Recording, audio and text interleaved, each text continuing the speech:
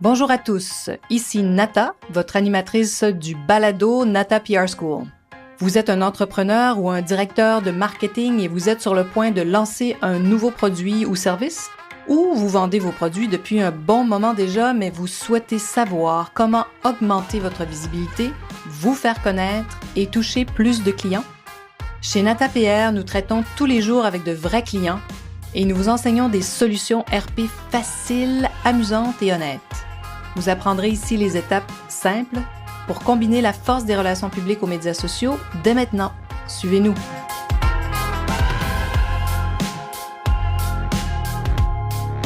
Bonjour et bienvenue à ce 32e épisode du balado du podcast Nata PR School. Organique ou payant, c'est la question de ce podcast. Devriez-vous mener des campagnes organiques pour faire connaître vos produits ou vous faire connaître? Ou une campagne devrait-elle être payante? Ou peut-être la combinaison des deux, payant et non payant. Parce que organique, c'est ce que ça veut dire. Ça veut dire qu'il n'a pas été payé. Alors, c'est une grande question importante, bien sûr, puisque le web prend toute cette place maintenant et qu'on veut souvent travailler avec des influenceurs pour de bonnes raisons, bien sûr. Alors, qu'est-ce que ça veut dire, tout ça? Alors, donc, ça veut dire, organique, comme je vous disais tout à l'heure, qu'un résultat, un article, un billet qui a été publié sur un blog ou dans les médias sociaux, les fameux posts aussi, que ces billets-là, que ces mentions-là n'ont pas été rémunérées. Donc, le média ou l'influenceur ne vous a pas demandé une somme d'argent pour écrire sur quelque chose sur vous. Ça veut donc dire, bien sûr, que le journaliste ou l'influenceur, c'est son choix. Il a choisi, il a eu envie de parler, de raconter votre histoire ou de présenter votre produit sans échange monétaire. Comme vous vous en doutez, être mentionné dans un article organique vous donne énormément de crédibilité.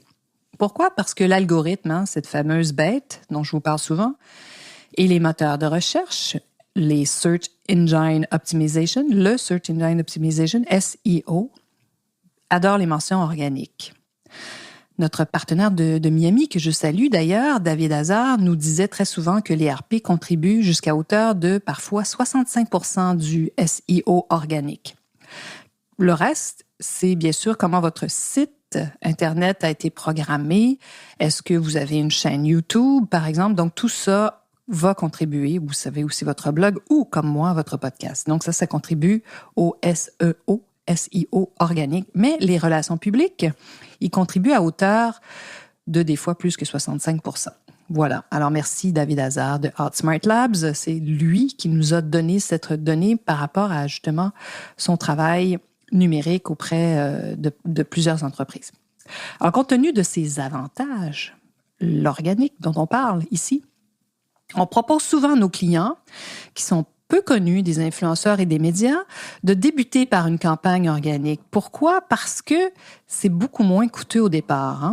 Alors, qu'est-ce qu'on fait? Donc, ça veut dire qu'il y aura des communiqués qui vont être créés, le contenu ou encore les images créées par votre organisation ou une agence comme nous, par exemple. Tout ça est envoyé ensuite aux influenceurs et aux médias. Vous comprendrez que si vous débutez par une campagne avec des influenceurs que vous payez, pensez à Coca-Cola par exemple, les journalistes et les influenceurs risquent vraiment de considérer votre campagne comme étant, entre guillemets, très commerciale. Donc, ils voient que vous dépensez de l'argent, que vous faites la promotion de votre produit.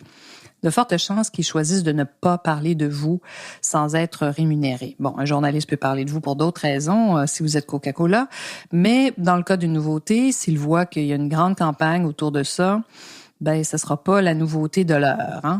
Alors, donc voilà, quand il y a une campagne payante, on est perçu comme étant commercial et ça va vous limiter. Faut dire aussi que les influenceurs voient bien ce qui se passe. Entre eux, ils se connaissent. Donc, si vous commencez à payer plusieurs influenceurs et que vous donnez votre produit à d'autres sans échange d'argent, ceux à qui vous avez envoyé des produits en espérant qu'ils parlent de vous, il y a des chances qu'ils ne parlent pas de vous. Mais tout n'est pas noir ou blanc dans le merveilleux monde de la promotion. Si votre produit est connu, avant de vous lancer dans une campagne d'influence payante, vous pourriez développer une campagne 100% organique. Donc, une campagne où on ne paye pas les influenceurs dans une phase 1. On a fait ça avec des grandes marques dans l'agroalimentaire. Parfois, on va commencer une première vague de campagne sans payer les influenceurs. Ensuite, on aura une phase 2 plus loin, puis on peut à ce moment-là choisir des influenceurs qui auront parlé de vous sans vous être rémunérés et qui ont réel intérêt pour votre produit. Donc ça peut être très puissant. Vous faites une phase 1 organique et la phase 2, vous choisissez parmi les influenceurs qui ont parlé de vous de peut-être d'aller plus loin. Ça, c'est aussi très intéressant. En revanche, si vous êtes peu connu sur le marché, vraiment songez d'abord à une campagne 100% organique. Tant et aussi longtemps que les journalistes et les influenceurs auront envie de parler de vous à leurs lecteurs et à leurs adeptes. Pourquoi commencer à payer des influenceurs s'il y en a vraiment un grand nombre qui sont prêts à parler de votre produit? Votre produit peut avoir la cote. Vous faites un magnifique produit de beauté d'une grande marque et vous avez un bassin énorme d'influenceurs qui, moyennant bien sûr la réception de votre produit, en échange de votre produit, sont prêts à parler de vous. Les marques de beauté, de maquillage, entre autres, ont toujours des nouveautés, donc ça intéresse bien sûr beaucoup d'influenceurs qui aiment parler à leurs fans, parler des nouveautés, présenter les nouveautés à leurs fans. Et une campagne organique, c'est toujours moins coûteux, bien sûr, qu'une campagne payante, je vous le promets. Si vous souhaitez dynamiser vos ventes, cependant, avec une campagne d'influenceurs qui, par exemple, recommanderait à leurs adeptes de se diriger sur votre site en utilisant leur code d'influenceur pour obtenir un rabais, ou ce qu'on appelle en bon français un swipe up sur Instagram. Donc, dans les stories, swipez up et vous allez vous retrouver directement sur le site de la marque. Et si vous entrez le code, vous allez avoir un rabais, vous, mes fans. C'est fort possible que ça soit payant à ce moment-là, que ça soit pas organique. Pourquoi? Parce que l'influenceur vous donne un accès à ses fans. Mais bon, comme je vous disais, tout n'est pas noir et blanc dans le monde de la promotion. Tout n'est pas rose ou bleu dans le monde de l'organique et du payant.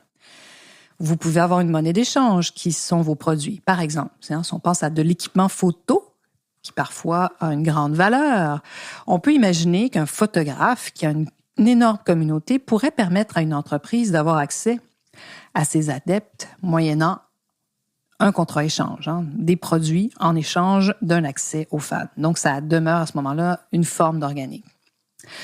Mais je vous dirais, n'ayez pas peur de consulter une agence de relations publiques comme la nôtre, comme NataPR, qui vous permet d'avoir accès aussi à leur propre base de données si vous travaillez avec eux, mais surtout qui va vous donner des conseils judicieux. Si une entreprise de relations publiques n'est pas ouverte à vous donner des conseils avant de vous vendre leurs services, sauvez-vous en courant.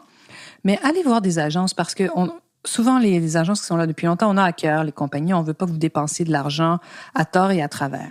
Alors, les agences qui ont plus de 10 ans d'expérience comme la nôtre, comme NataPR, on a toutes tissé des liens extraordinaires avec des influenceurs et vous pourriez bien sûr en tirer profit si vous décidez de travailler avec une agence comme la nôtre.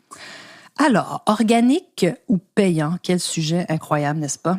Mais le plus important, il faut toujours prendre le temps d'évaluer quels sont vos objectifs. Qu'est-ce que vous voulez obtenir? Récemment, justement, je discutais avec un client qui voulait mettre en place une campagne avec des influenceurs, une campagne payante. Ma question, c'était, mais quel est l'objectif? Est-ce que l'objectif, c'est d'augmenter vos nombres de fans sur Instagram, qui est un objectif très noble, c'est tout à fait ce que vous avez envie de faire. Puis souvent, les clientèles sur Instagram sont un peu plus jeunes que celles sur Facebook, par exemple. Donc, quand on a une gamme de produits entière, il y a peut-être intérêt de regarder ce qui se passe sur Facebook aussi. Ça ne vous empêche pas de parler aux plus jeunes, mais si votre objectif n'est pas d'augmenter le nombre de fans, mais d'augmenter vos ventes, peut-être que c'est pas la première chose qu'il faut faire.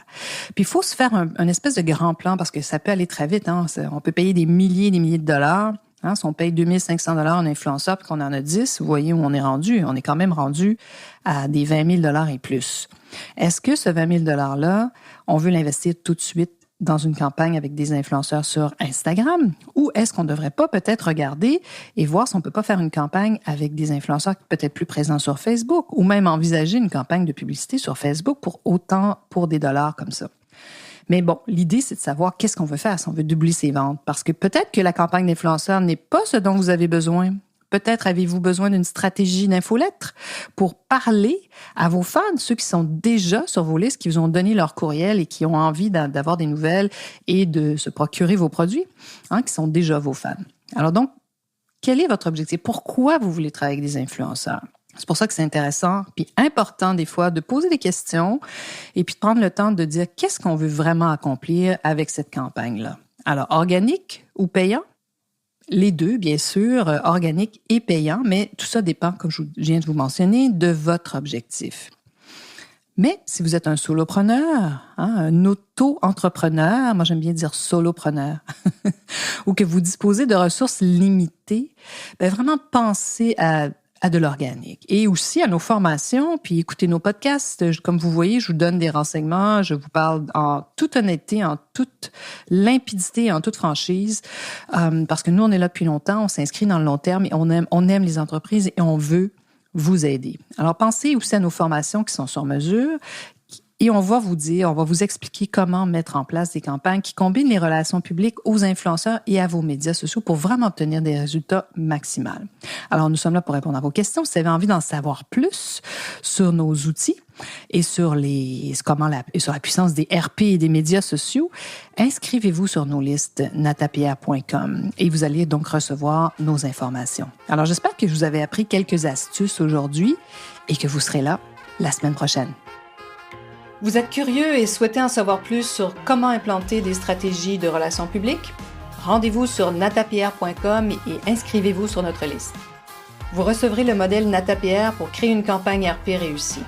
Et si vous souhaitez devenir client, contactez-nous à nata@natapierre.com. Nous attendons vos commentaires. À la semaine prochaine!